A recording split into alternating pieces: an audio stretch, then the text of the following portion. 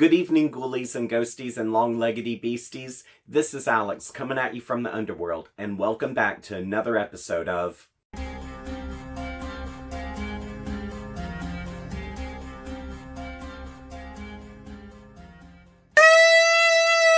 Happy New Year, everyone! I hope you had a great celebration, and welcome to 2020. Well, the year 2020, not the show 2020, but you know what I mean. Oh Lord, I'm holding that like a cigarette. Shows I'm an ex-smoker, that's for sure. We'll just do away with that. So this video is going to be done differently than my previous videos. And the reason why is because I went to Facebook and Twitter and I put up a poll of what I should do for the new year. And I had simply asked everyone if I should do a top 3 scariest books of 2019 that I had read. And everyone voted and the answer was yes. So in this video, I'm going to do a small little recap on the scariest books that I read this previous year. Now, I'm not going to go into great detail, so this is just going to be a top 3. It's in no particular order, but if the books interest you, I will include links to these books in the description section of the video, so you can just click over on those and learn a little bit more about these subjects. So without further ado, let's see what scared the hell out of me in 2019. To pick the books, I'm going to grab out of this magical bag that I got on my honeymoon. And again, this is in no particular order, so we're just going to see what comes out first. On the top of the stack, we have Ghost Story by Peter Straub. Now, I had avoided reading Straub for a very long time because a lot of seasoned horror fans told me that he was boring and slow, and his books were just something that they couldn't get into. And even though I was a huge fan of the movie for years and years and years of my life, I listened to what everyone else said and I avoided the book. And not until a few months ago did I finally decide to give this a shot. And I discovered that I had really neglected myself from a great horror book. And this is something that's ideal to start reading around the end of October and maybe have it finished up by about mid-December or so, because this actually takes place from about October to the new year. And this is really a great way to put yourself into the spirit of the season. Now, the thing is with Straub is a lot of people say that Stephen King is the Norman Rockwell of horror. But after reading this book, I really tend to think that title is more suitable for Peter Straub. And with Straub, he has a great character development. He has a very complex way of tying the plot together, which it's great because it kind of feels like you're reading a mystery book. And at the same time, he does not shy away from things that are creepy or things that are just downright gruesome. And with this book, it actually pays homage to a lot of really good turn-of-the-century ghost stories. So this is almost kind of like a really good throwback to the era when people would spend time sitting around telling each other ghost stories to pass the time. But what I was really impressed with on this book is how it actually is so much deeper than the movie. The plot, the concept, everything's so much deeper. And it's like, it's just one of those things where you have to read it. You at least have to give it a chance once. And the further you go, the creepier it gets. It is a slow burn, but once you get to the end of this, it is such a great payoff. And in many ways, even though Straub said that Salem's Lot inspired him to have the format of this book, I totally see where it's more so like Stephen King's It. But I believe this actually came out a few years prior to it. So if you would like to read more about this, there's tons of information online, but also at the same time, you can just go to the link in the description section of this video, and you'll see about a good 30-minute video on what I have to say about Peter Straub's Ghost Story. Now, the second book that we have is Henry James' Turn of the Screw. This is a psychological slow burn, and truth be it, you don't ever really know if the ghosts are real or if the governess is insane. But either way, it plays out very slowly. It's extremely creepy, and there are some moments to it that are just downright frightening. There's one scene in this where even though I read the book in the daytime, it just unsettled me so much that when night fell that evening, I had to have all the lights on, had to have the blinds pulled, and I really did not get that good a sleep. Now, this book is not going to be for everyone because it is written in an age-old language that is more suitable for a Victorian literature whole zeitgeist deal. Now, with this, it's something that is more unsettling after you read it, except for that one scene that scared the hell out of me. After you read this book, if you just sit and think about it, the longer you think about it, the scarier it becomes. So this is definitely a recommendation. Now, the third and final book is House of Leaves by Mark Z. Danielewski.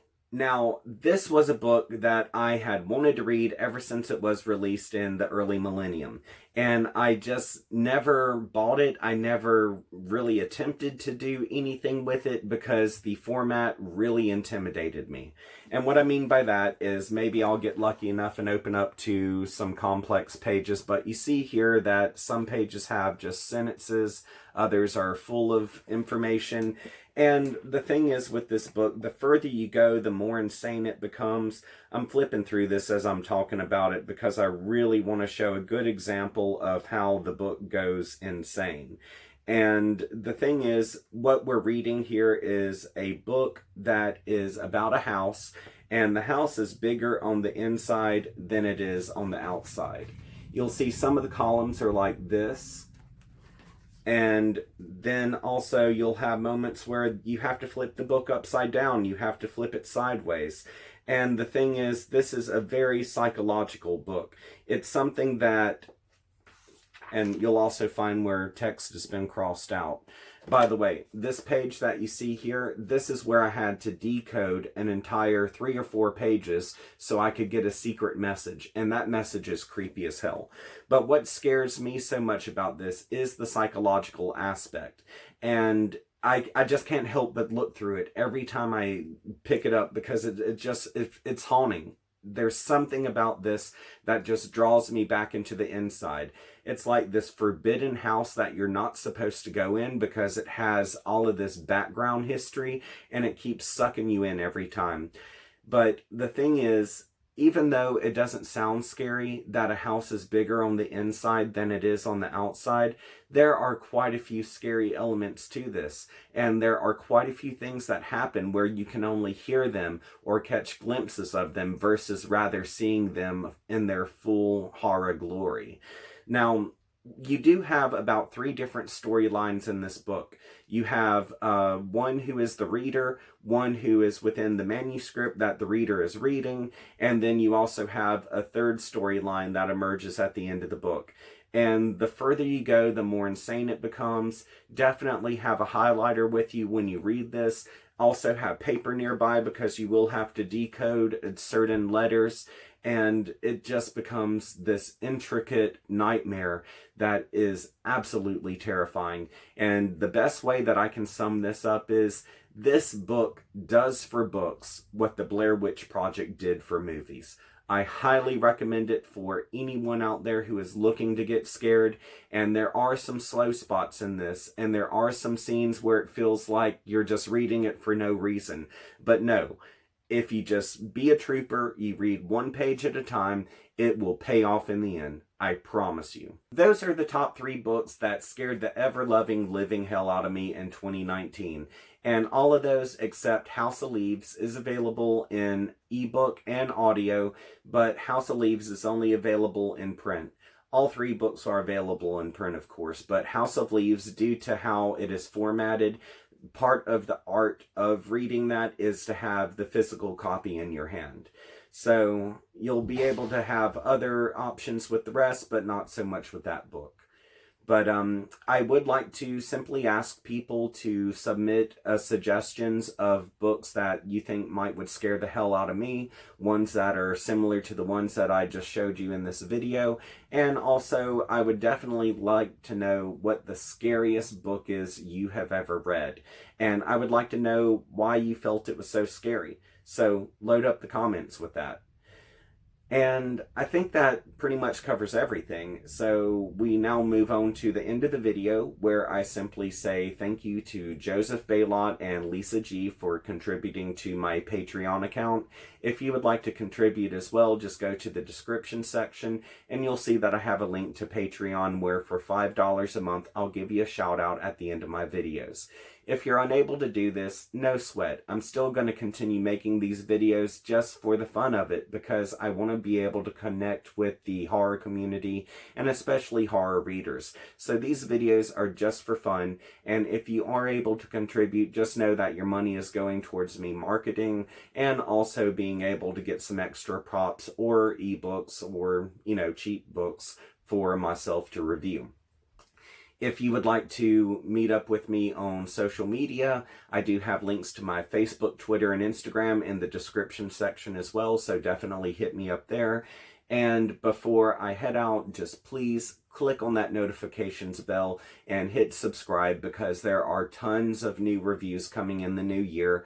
And as a matter of fact, I am going to change up a few little things, and it's only going to be on occasion that I do change it up. But in the near future, expect for Carrie to be in a video with me. I know up until now, he's just kind of been a side item who's been throwing drinks in my face and giving me horrible presents. But we are actually going to do a video where it's the two of us together discussing a book that we read together. So definitely look forward to that. Well, without anything left to say or do, I just want to wish everyone a great week and for you to have sweet nightmares until we meet again.